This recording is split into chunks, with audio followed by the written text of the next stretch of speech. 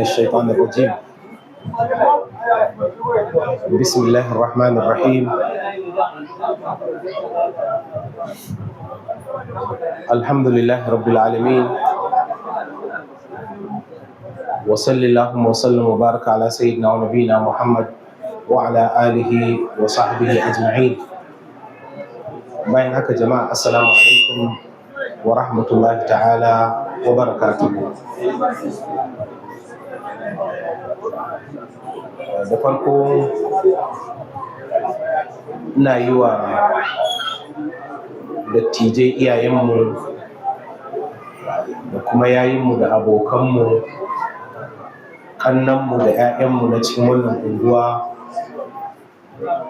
sallama, assalamu alaikum wa rahmatullahi ta'ala wa barakatuh. Yau ita ce ranar Laraba 11 ga watan Rabiul Awwal shekarar 1447, hijiran manzon Allah sallallahu alaihi wasallam daga Makka zuwa Madina, ya yi daidai da 3 ga watan Septemba shekarar 2025 miladiya. Ko muna cikin wannan mu'assasa wacce aka yi wa laƙabi, ku samu malam kujera a ɗauko wata kujera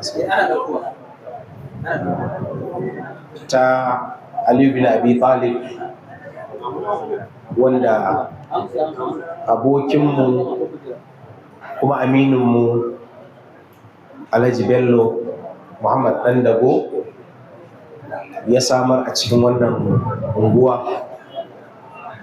Wannan abu ne na farin ciki kwarai da gaske, wanda ya kamata mu yi munna, sannan mu taya shi munna ta samar da wata cibiya wacce za ta zama fitila insha Allahu a cikin wannan unguwa. Ya kamata mu san kyautatawa da yin abin da zai sa mutane su farin ciki, su amfana a rayuwarsu ta addini, rayuwarsu ta duniya, umarni ne na Allah subhanahu wa ta'ala.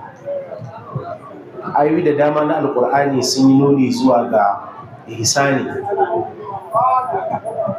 Na ce ihsani zai ɗau ma'anarsa mai faɗi.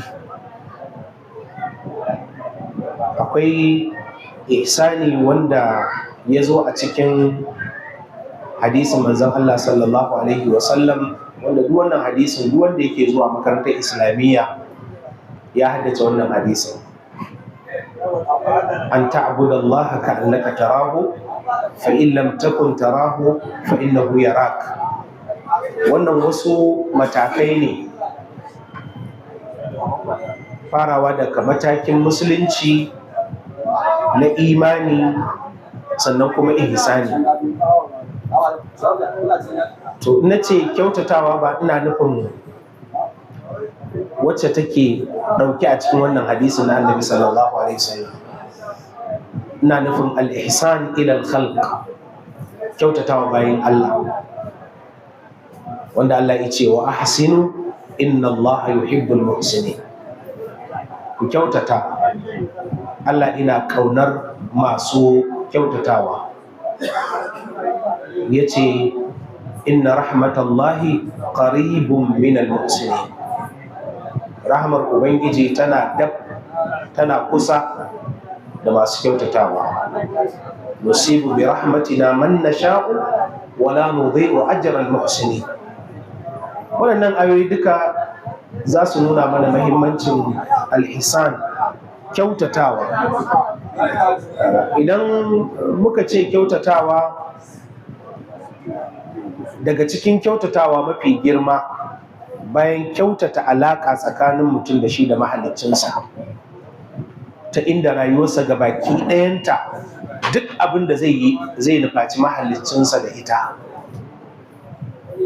wanda ma'anarta ta zo a cikin faɗin Allah maɗaukakin sarki, qul inna salati wa nusuki wa mahyaya wa mamati lillahi rabbil alamin la sharika lah. Wata rayuwar musulmi haka ake so a gani, ko kwanciya bacci yayi ya zama to akwai manufa.